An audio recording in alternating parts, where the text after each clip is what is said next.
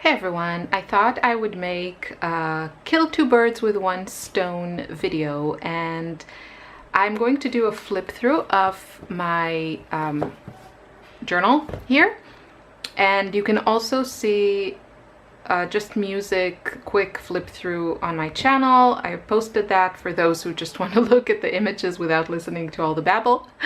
And also there's a process video for pretty much every single page in this journal. That's what I've been doing for the last 2 months. Now, because the way that I did this is every page has a featured color from my summer palette, I thought I could just take this opportunity to tell you which colors I'm going to keep in the autumn palette and which ones I'm going to take out. And also I'm kind of treating, I want to set up an Italy palette. I'm not sure it'll be this one, and that is a bit different because I feel like the Italy palette should have some earth tones.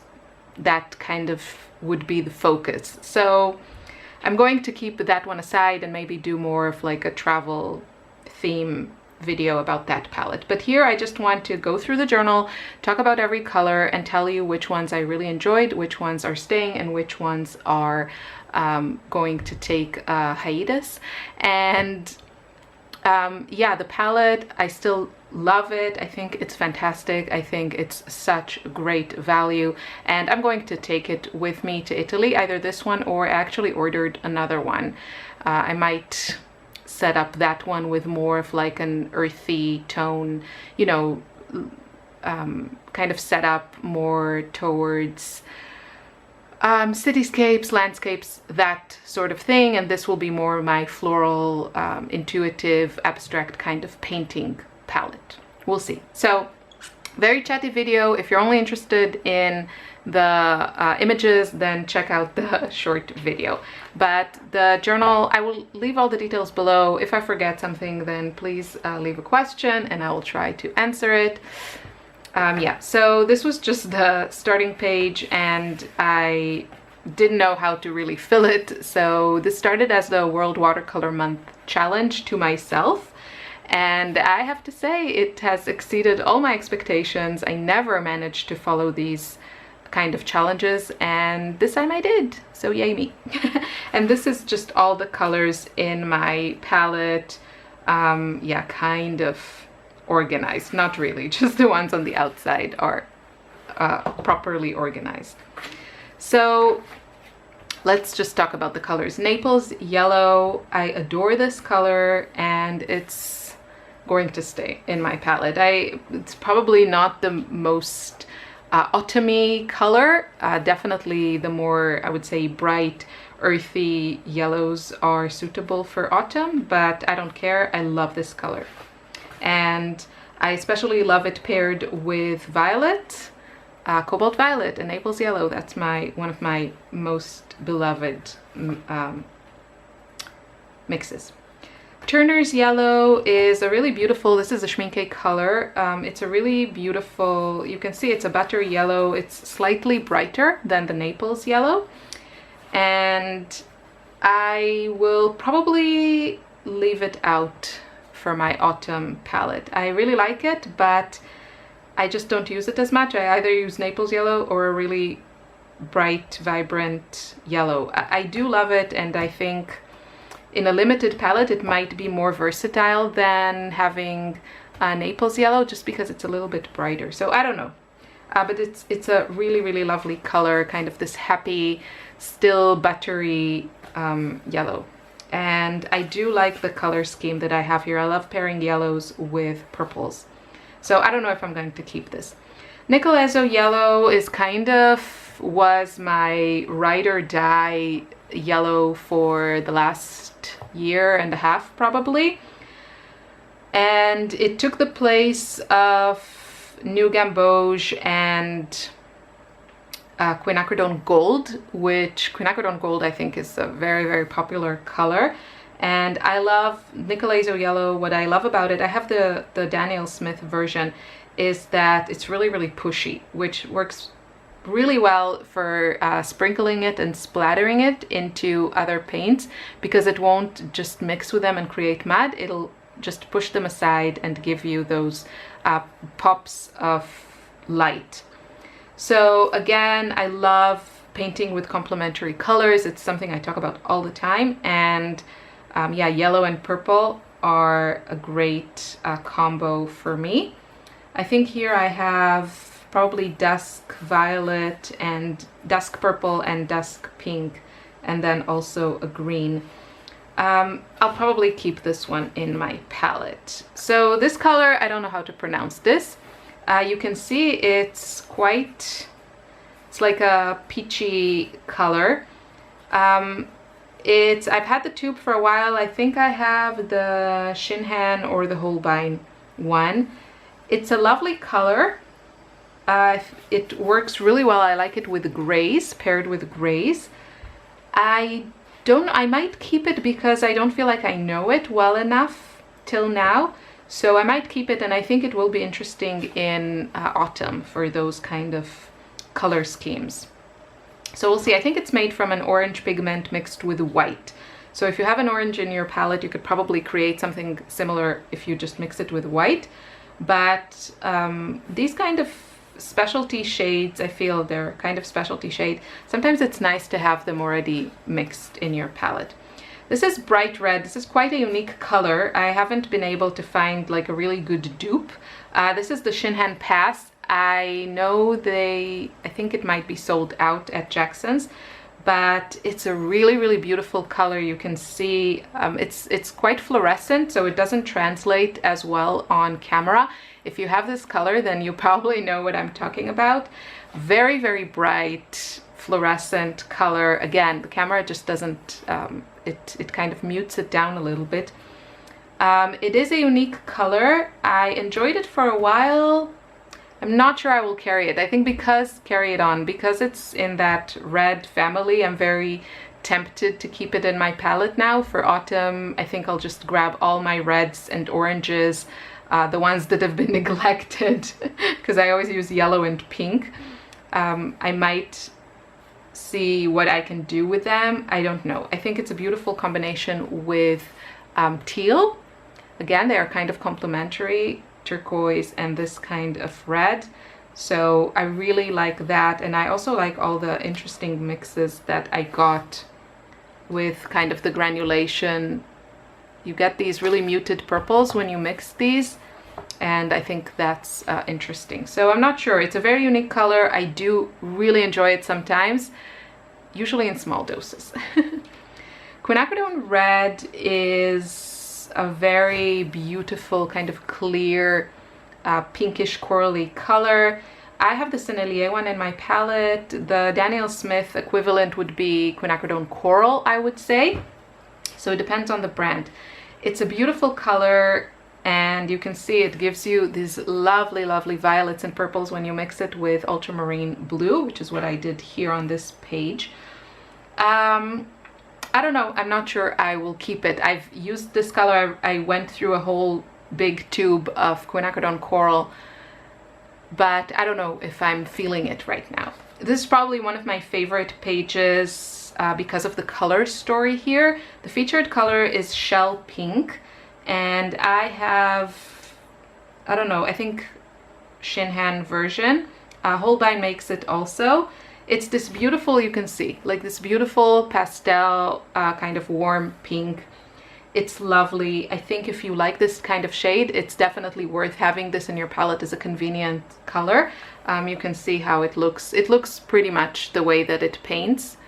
And I'll probably keep it because I've had that tube for a long time and I haven't used it as much. And I really, really love it paired with these golden greens and these kind of muted taupey, pinky, earthy colors. So I really love this color scheme and definitely feel inspired to explore it more. I'm keeping this color because I love it and I just want to paint more and more with it. Quinacridone Rose is one of those, you know, one of those colors that I think many artists would pick for a very, very limited palette.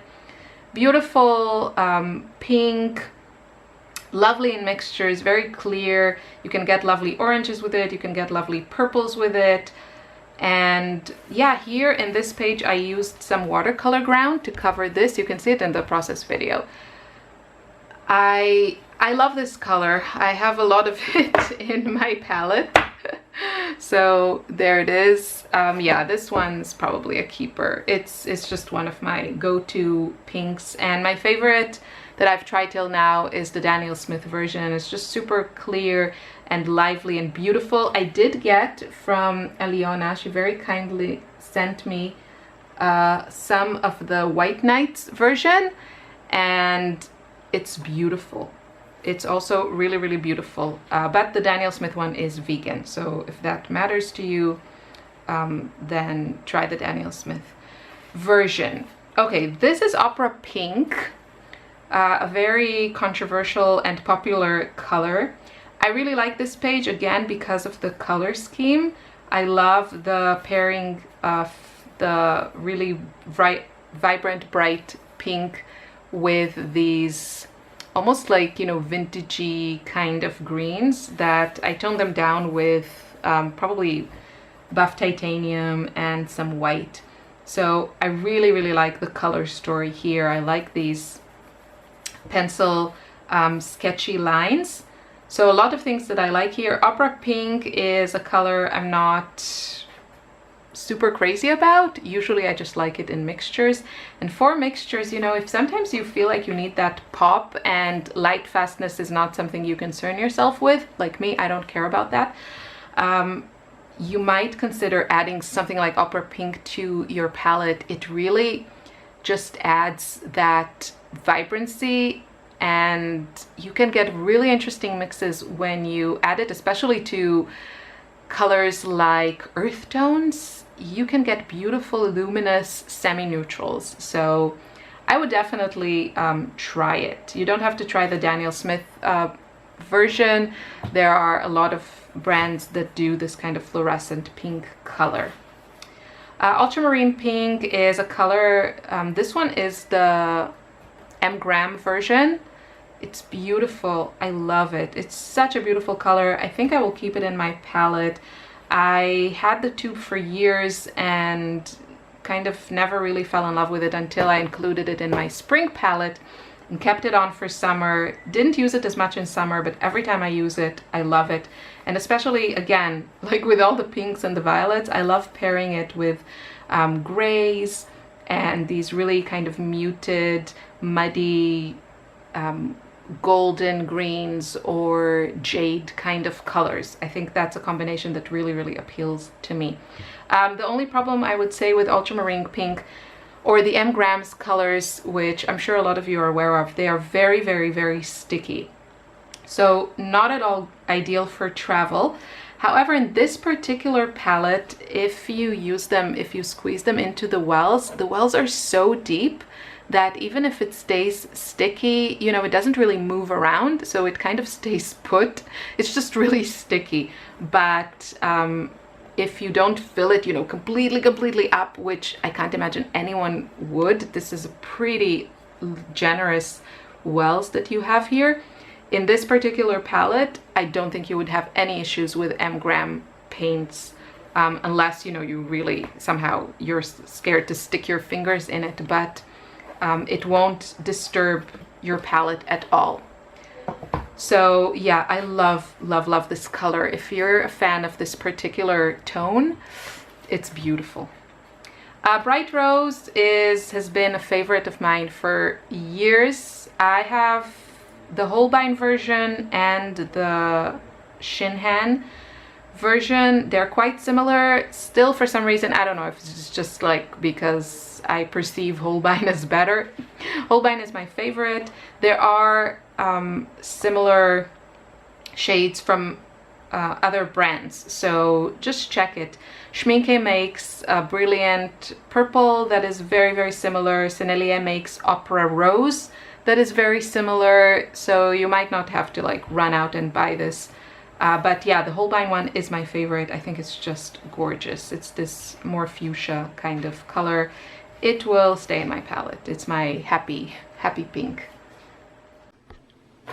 Okay, gazillion hours later.